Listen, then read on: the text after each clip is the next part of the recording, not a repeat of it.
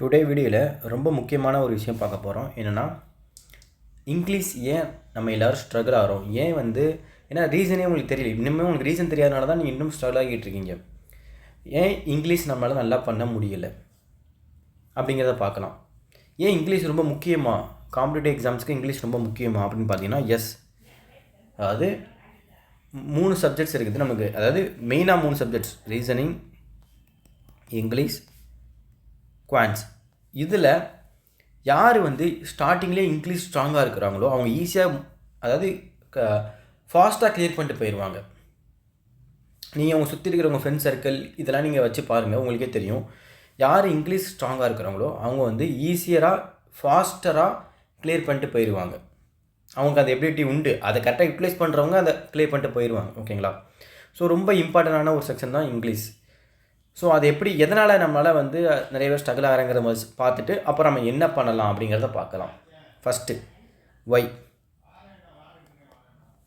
ஏன்னா நிறைய ரீசன்ஸ் இருக்குது, நான் ஒவ்வொன்றா பார்க்கலாம். ஓகேங்களா? ஃபஸ்ட்டு ரீசன் நம்மளுடைய பேக்ரவுண்ட்.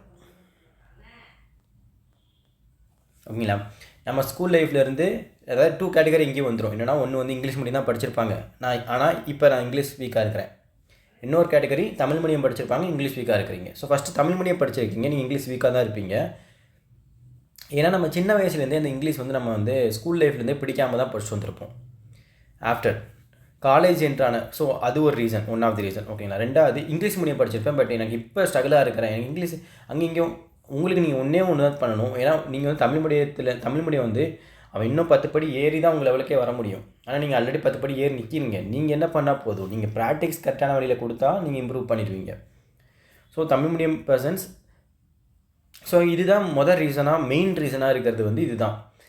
ஓகேங்களா? ரெண்டாவது ரீசன் நான் என்ன சொல்லுவேன்னா, காலேஜ் தான் சொல்லுவேன்.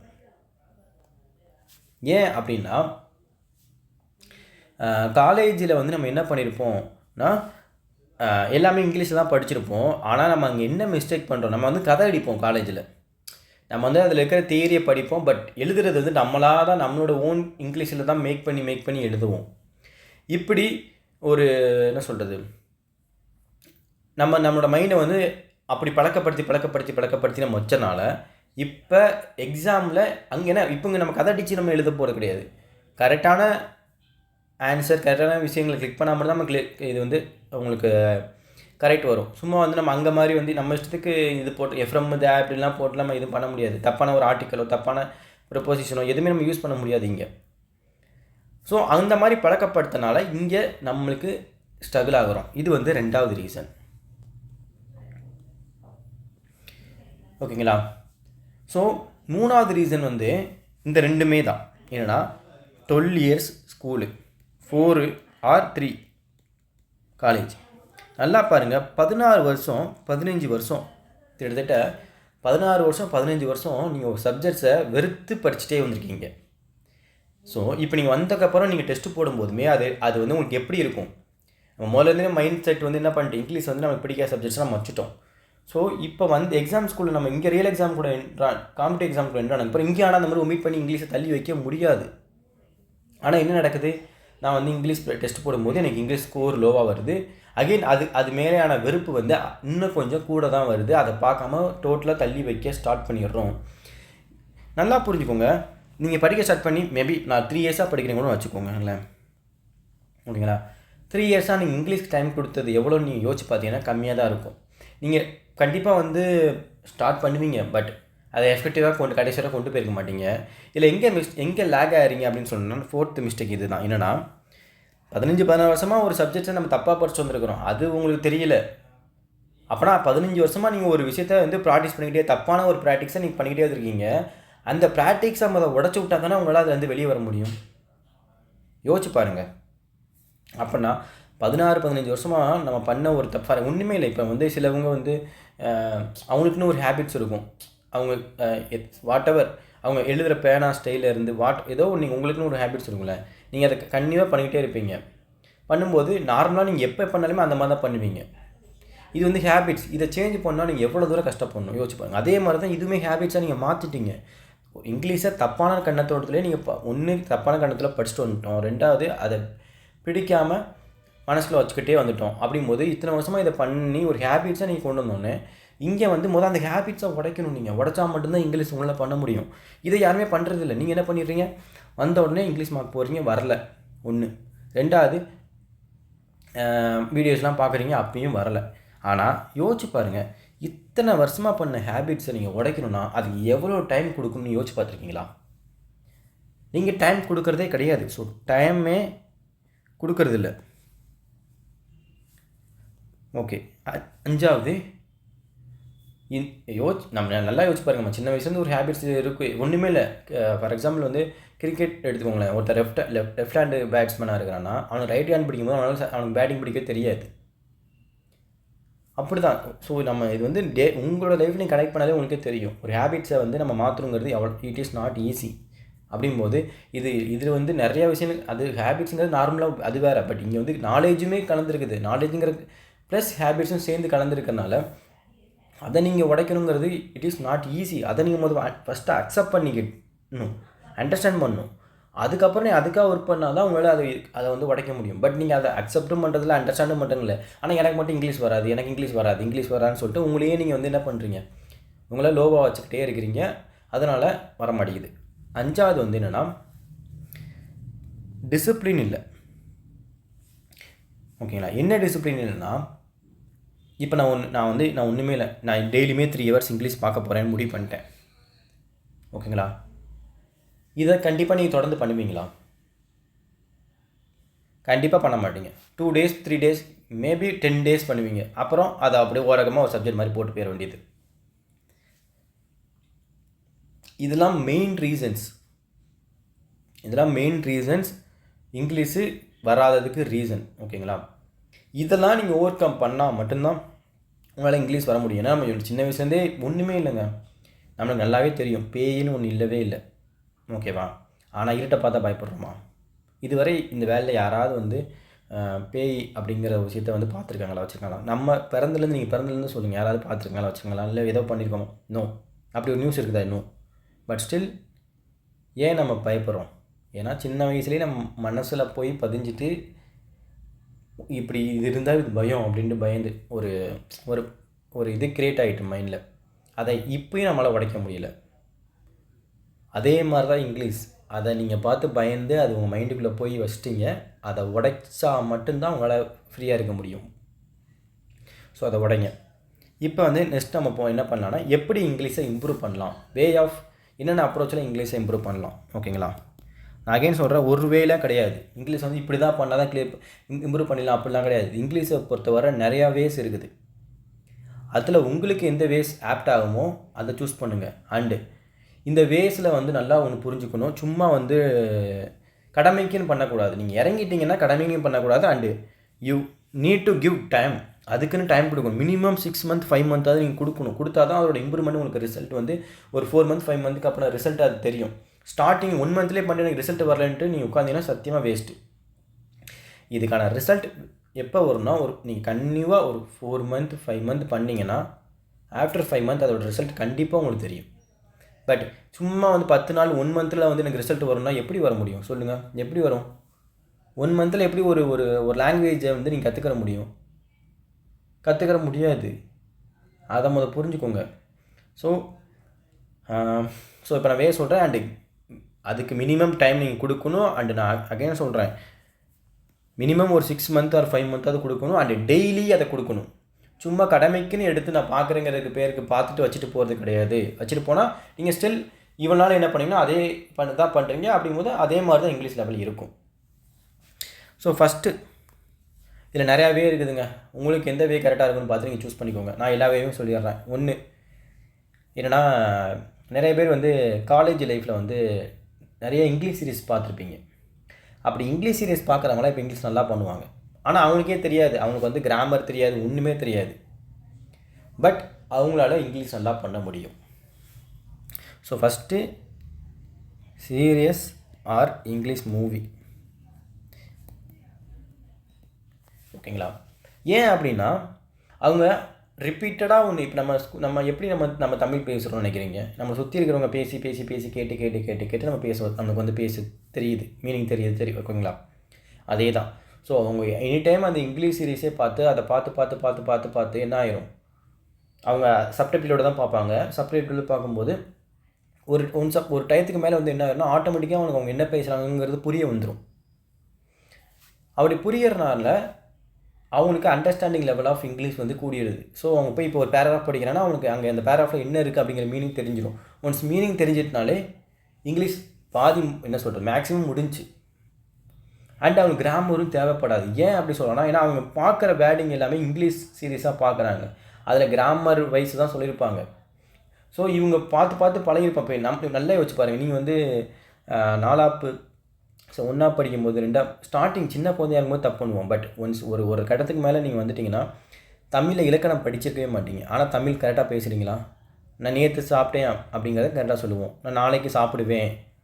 ஸோ இந்த மாதிரி விஷயங்களை வந்து சின்ன குழந்தைய விட்டுருங்க. பட் ஒன்ஸ் ஓரளவு உங்களால் ஒரு 1 ஏஜ் ஒரு 2 ஏஜ் ஆனதுக்கப்புறம் சரி 1ஆப் 2ஆப் படிக்கும்போதெல்லாம் நமக்கு தமிழ் இலக்கணமாக சொல்லி கொடுத்துருக்க மாட்டாங்க. பட் நம்ம அந்த டென்சஸை கரெக்டாக சொல்கிறோமா, அதே மாதிரி தான் இங்கிலீஷும். ஒன்ஸ் நம்ம வந்து நிறையா பார்த்து பழகினதுக்கப்புறம் அந்த டென்சஸ் நம்மளுக்கு ஆட்டோமேட்டிக்காக வந்துடும். எது எங்கே வரணும், அந்த கிராமருக்குள்ளே போகலன்னா கூட நம்மளால் கிராமர் நல்லா பண்ண முடியும்.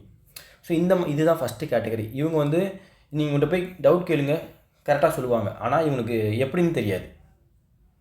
ஏன்னா இவங்க வந்து கிராமர் படித்தோ அந்த மாதிரிலாம் வந்தது கிடையாது. இவங்க ஒன்லி வந்து இந்த மாதிரி இங்கிலீஷ் ரிலேட்டடாக சீரியஸ் மூவி நிறையா வாட்ச் பண்ணி அவங்களோட நாலேஜ் இம்ப்ரூவ் பண்ணவங்களா இருப்பாங்க. ஸோ இது ஒன் ஆஃப் தி வே. ஓகேங்களா. ரெண்டாவது வே ரீடிங். ஸோ ரீடிங் ஹேபிட்ஸாக நிறையா புக்ஸ் ரீட் பண்ணுவாங்க. அவங்க சீரியஸ்லாம் பார்க்க மாட்டாங்க, ஆனால் புக்ஸ் நிறையா ரீட் பண்ணுவாங்க. புக்ஸு நிறையா ரீட் பண்ணி ஸோ ரீட் பண்ணும்போது என்ன ஆகும்னா அகெயின் அங்கே வந்து கேட்டு பழகணுமா, இங்கே பார்த்து அண்ட் நம்ம அண்டர்ஸ்டாண்ட் பண்ணி புரிஞ்சு படிக்க வந்துடும். ஆனால் இதுக்கு டைம் எடுக்கும். அதுதான் இங்கே பிரச்சனை. என்னென்னா நம்ம இந்த டைம் எடுக்கிறது கொடுக்க மாட்டோம். ஏன்னா இப்போ ரீட் பண்ணி நம்ம கற்றுக்கணும், இங்கிலீஷை சீரியஸ் பார்த்து கற்றுக்கணும் அப்படிங்கும்போது அதுக்கு வந்து குறைஞ்சது ஒரு 6-7 மாதமாக தான் ஆகும். ஆனால் அவ்வளோ டயத்தை நம்ம கொடுக்க மாட்டோம். அதுதான் இங்கே பிரச்சனை. ஸோ சீரியஸ் பார்க்கும்போது அடிக்டட் ஆகிடக்கூடாது, நல்லா புரிஞ்சுக்கணும். அதாவது காலேஜ் லைஃப்பில் பார்த்தது வேறு, இப்போ வந்து நம்ம எனி டைம் உட்காந்து பார்த்துட்டு இருக்க முடியாது. ஸோ அடிக்டட் ஆகிடக்கூடாது, நமக்கு அதுக்குன்னு எல்லாமே இருக்கணும். இன்னொன்று நான் சொல்ல மறந்துட்டேன், 6th ரீசன் ஒன்று இருக்குது ஒய் நம்மளுக்கு இங்கிலீஷ் வரலன்னு சொல்லிட்டு. ஏன்னா இப்போ நம்ம படிக்க ஸ்டார்ட் பண்ணிட்டோம், இங்கிலீஷ் பார்க்குறோம். ஆனால் அகெயின் இப்பயுமே நம்ம இங்கிலீஷை தப்பான ஒரு கணத்தோடு தான் பார்த்துக்கிட்டு இருக்கிறோம். நீங்கள் ஒரு பேராகிராஃப் கொடுக்குறாங்க, அதை ரீட் பண்ணுறீங்க. But real meaning of the paragraph இன்னமும் உங்களுக்கு வந்து தெரியலை. ஸோ நீங்கள் இப்போவும் தப்பாக அண்டர்ஸ்டாண்ட் பண்ணிக்கிட்டே அதை படிச்சுட்டு இருக்கீங்க. ஸோ தப்பாக அண்டர்ஸ்டாண்ட் படிச்சுட்டு இருக்கும்போது என்ன ஆகும், அகைன் அதை நம்ம தப்பு தான் பண்ணிக்கிட்டு இருக்கிறோம். ஸோ அண்டர்ஸ்டாண்டிங் தப்பு பண்ணிக்கிட்டு இருக்கிறோம். ஸோ அதுக்கு வந்து சிம்பிள் இங்கிலீஷ்லேருந்து போங்க. எடுத்த உடனே எடிட்டோரியல் எடுக்காதீங்க. எடிட்டோரியல் வந்து யார் எப்போ என்ன சொன்னாங்கன்னு தெரியலப்பா, எடிட்டோரியல் படிங்கன்னு சொல்லிட்டு. பட் எடிட்டோரியல் படிக்க நல்லது, நான் இல்லைன்னு சொல்லவே இல்லை. ஆனால் அதுக்குன்னு ஒரு ஸ்டேஜ் இருக்குது. ஒன்ஸ் நீங்கள் இந்த லெவல் ரீச் ஆனதுக்கப்புறம் தான் அந்த எடிட்டோரியல் பக்கம் போகணும். ஏன்னா அதில் இருக்கிற வேர்டிங், அதில் இருக்கிற சென்டென்ஸ்லாம் கொஞ்சம் ஹார்டாக இருக்கும் டு அண்டர்ஸ்டாண்டு. ஓகேங்களா. அதை ஸ்டார்டிங்லேயே நீ போய் உட்காந்திங்கன்னா உங்களுக்கு என்ன தோணும், என்னன்னா இப்படி இருக்க ஒன்றுமே தெரியடா அப்படின்னு சொல்லிட்டு 2 நாள் பார்த்துட்டு 3ஆவது நாள் எடிட்டோரியல் பார்க்கறதே இங்கிலீஷ் பார்க்கறதே ஸ்டாப் பண்ணிடுவீங்க. அதனால் சிம்பிளாக போங்க, அப்படியே கொஞ்சம் கொஞ்சமாக இம்ப்ரூவ் பண்ணிட்டு அங்கிட்டு போங்க. ஓகேங்களா. ஸோ ரீடிங் ஓகேங்களா, நிறையா ரீட் பண்ணணும். அட்லீஸ்ட் மினிமம் 1 ஹவராவது ரீட் பண்ணணும். அதை ரீட் பண்ணுறது வந்து அப்படியே மனசுலேயே ரீட் பண்ண, சும்மா வாய்ட்டு அப்படியே வாசிச்சிட்டே போகிறது கிடையாது. ரீடிங்கு அந்த சென்டென்ஸில் என்ன கொடுத்துருக்குறான் அப்படிங்கிறத உங்களுக்கு புரிஞ்சுக்கிற அளவுக்கு நீங்கள் வந்து அதை பொறுமையாக பரவாயில்ல, நீங்கள் பொறுமையாக ரீட் பண்ணி பொறுமையாக கற்றுக்கிட்டா கூட பரவாயில்ல. இன்னொன்று இப்போ இருக்கிற உங்களுக்கு ஜென்ரேஷனுக்குலாம் ரொம்ப என்ன சொல்கிறது லக்கி. ஏன் நான் சொல்கிறேன்னா, அதாவது நான் ஒரு 5 இயர்ஸ்க்கு முன்னே, இப்போ ஒரு 3 இயர்ஸ் 4 இயர்ஸ்க்கு முன்னாடி நீங்கள் பார்த்தீங்கன்னா, இப்போ நான் இங்கிலீஷ் கற்றுக்கணும் அப்படிங்கும் போது எனக்கு சொல்லிக் கொடுக்கறதுக்கு ஆள் இருக்க மாட்டாங்க ஒன்று. ஓகேங்களா. இப்போ நான் ஒரு பேராகிராஃப் ரீட் பண்ணுறேன், எனக்கு மீனிங் தெரியலை வச்சுக்கோங்க, நான் என்ன பண்ண முடியும், ஒன்றுமே பண்ண முடியாது. யார்கிட்ட கேட்க தான் முடியும். பட் நீங்கள் யார்ட்டையுமே கேட்குற அவசியம் இல்லை, யார் ஹெல்ப் பண்ண உங்களுக்கு தேவையில்லை. போயிட்டு ChatGPTயில் போட்டிங்கனாலே அவன் கிளியராக ஒரு பேராகிராஃப் கொடுத்து இது எனக்கு கிளியராக எக்ஸ்பிளைன் பண்ணுன்னு சொன்னீங்கன்னா அவன் ஸ்டெப் பை ஸ்டெப்பாக சூப்பராக புரிகிற மாதிரி உங்களுக்கு எக்ஸ்பிளைன் பண்ணிடுவான்.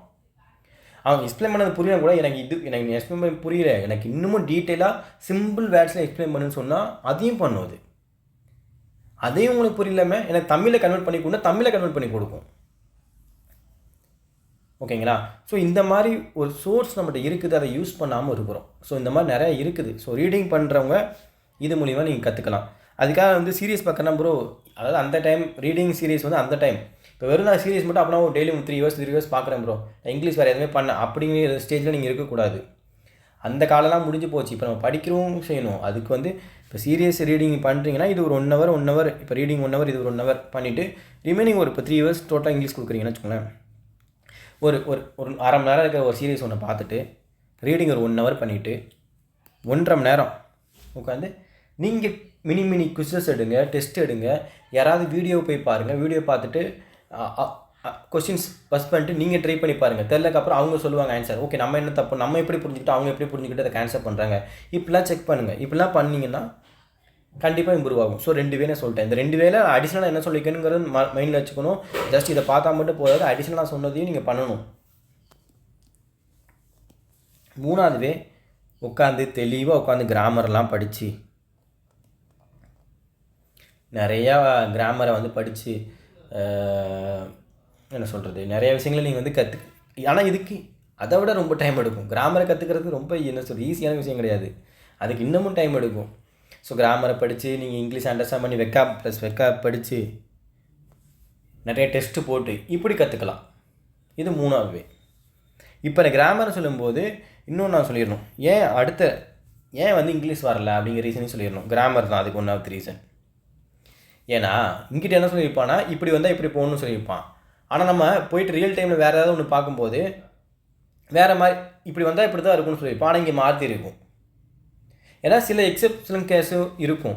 ஸோ நம்மளுக்கு நம்ம மைண்ட் என்ன ஆகிடுதுன்னா இங்கே எப்படி கொடுத்துருக்கான், இங்கே எப்படி கொடுக்கூடாதுன்னு இருக்கான், என்னடா எனக்கு ஒன்றுமே புரியலன்னு சொல்லிட்டு அதில் ஒரு பிரச்சனை நடக்குது இங்கே.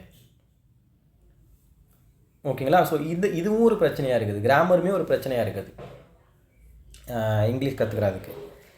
ஓகேங்களா? ஸோ 3 வே சொல்லிட்டேன். கிராமர் வெக்கா படிச்சுட்டு இது பண்ணுறது.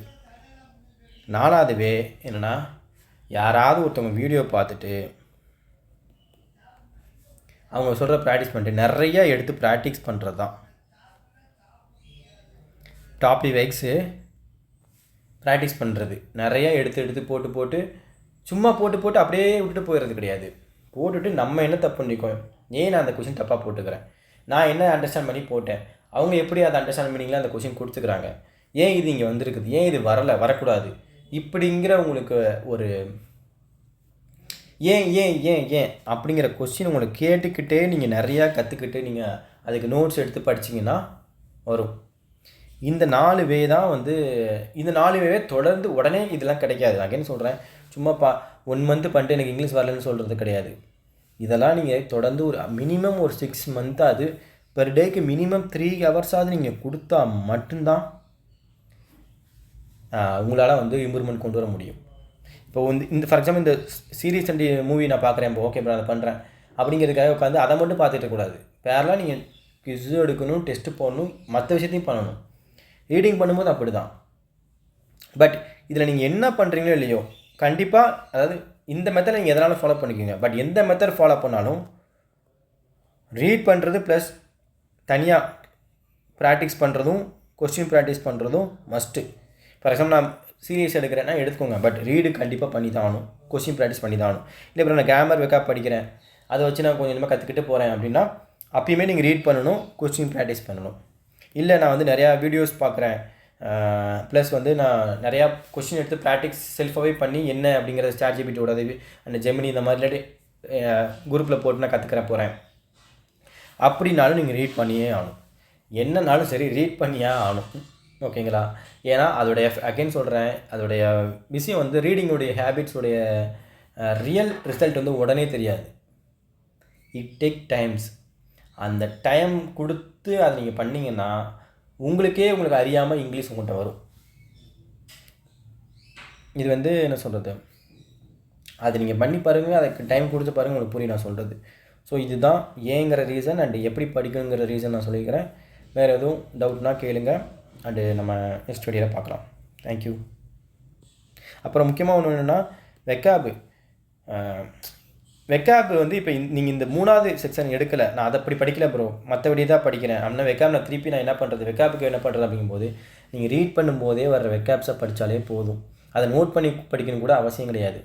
ரிப்பீட்டடாக வர்ற வேர்ட்ஸ் இருக்கும் தெரியுமா, ரிப்பீட்டடாக அண்ட் டே டு லைஃப்பில் வர்ற வேர்ட்ஸ்னு ஒன்று இருக்கும். அதாவது டெய்லி யூசேஜ் வேர்ட்ஸ்ன்னு சில விஷயங்கள் நம்ம வந்து அடிக்கடி இந்த வேர்ட்ஸ்லாம் பார்ப்போம், ஆனால் மீனிங் தெரியாது. அந்த மாதிரி வேர்ட்ஸை மட்டும் நீங்கள் நோட் பண்ணிக்கிட்டு படிச்சுட்டு அதை ரிவிஷன் பண்ணிக்கிட்டு இருந்தால் போதும். மற்ற வேர்ட்ஸ்லாம் ஜஸ்ட் ரீட் பண்ணும்போது நீங்கள் படித்து அதுக்கான மீனிங் பார்த்து போய்கிட்டே இருந்தால் ஆட்டோமேட்டிக்காக ஒன் டேக்கு கொஞ்சம் டேஸ்க்கு அப்புறம் உங்களுக்கே இந்த வேர்டுக்கு தான் மீனிங் அப்படிங்கிற ஒரு அண்டர்ஸ்டாண்டிங் லெவல் வந்துடும். ஏன்னா நமக்கு என்னென்னா வெக்காப் படிக்கிறோங்கிற பேரில் என்னென்ன வெக்காப்பாக படிக்கிறோம், ஆனால் பேசிக்காக தெரிஞ்ச வெக்காப் கூட படிக்க மாட்டேங்கிறோம். பேசிக்காக நம்ம ஸ்கூல் லைஃப்லேருந்து இப்போ வர நம்ம நிறையா வேர்டு பார்த்துருப்போம்ல, பேசிக்காக அந்த வேர்டு தான் வச்சா மேக்ஸிமம் இருக்கும். நீங்கள் இப்போ எக்ஸாம் போனாங்கனாலே வெக்காப் எப்படி கேட்பான்னு நினைக்கிறீங்க, ரொம்ப சிம்பிளாக தான் கேட்பான். குண்டக்க மண்டக்க வெக்காப்லாம் ரேராக தான் வரும். ஆனால் நம்மளுக்கு வந்து என்ன சொல்கிறது, பேசிக்காக இருக்கிற அதான் வெக்காப் கற்றுக்கிற பேரில் தப்பான ஒரு ப்ராசஸில் போய்கிட்டு இருக்கிறோம். என்னை பொறுத்தவரை நான் அதான் சொல்லுவேன். ஏன்னா எனக்கு என்னென்னா வெக்காப் தெரிஞ்சுக்கிற நல்லது, பட்டு பேசிக்கான வெக்காப் கற்றுக்கோங்க அப்படின்னு நான் சொல்லுவேன். ஏன் அப்படின்னு நான் சொல்கிறேன்னா, சில வேர்டில் நம்ம அடிக்கடி பார்ப்போம், பட் அதுக்கான மீனிங்கே நம்மளுக்கு வந்து தெரியாது. அது என்ன சொல்கிறது, சிம்பிள் வேர்டாக தான் இருக்கும், ஆனால் நம்மளும் அந்த வேர்டை அடிக்கடி பார்க்கவும் செஞ்சுருப்போம், ஆனால் அதுக்கு மீனிங் தெரியாது. ஃபார் எக்ஸாம்பிள் நான் சொன்னேன்னா லாஜ் வாட்டவர், ஓகேங்களா. தென் வந்து இம்பீடு, இதெல்லாம் வந்து நம்ம அடிக்கடி பார்க்குற வேர்டாக இருக்கும், ஆனால் மீனிங் தெரியாது நமக்கு. ஸோ இந்த மாதிரி வேர்ட்ஸ் இந்த ப்ரிவைல், ஸோ இதெல்லாம் வந்து நம்ம அடிக்கடி பார்க்குற வேர்டு, ஆனால் நிறைய பேர்த்துக்கு மீனிங் தெரியாது. இன்ட்ரிக்யூடு, நீங்கள் ஏதோ ஒரு இடத்துல வாசித்தாலுமே இந்த வேர்டெல்லாம் இருக்கும், ஆனால் நம்ம வந்து மீனிங் தெரியாது. ஸோ இந்த மாதிரி வந்து ஒரு என்ன சொல்கிறது, செட் ஆஃப் வேர்டு இருக்குது, அது வந்து நம்ம அடிக்கடி பார்க்குற வேர்டாக இருக்கும், ஆனால் மீனிங் தெரியாது. அந்த மாதிரி வேர்ட்ஸை முதல் கற்றுக்கோங்க. அதை கற்றுக்கிட்டாலே உங்களோட மேக்ஸிமம் ஈஸியாக இருக்கும், ஓகேங்களா. ஸோ இது மட்டும் வெக்காப்புக்கு நான் வச்சுக்கோங்க, ஓகேங்களா. தேங்க்யூ.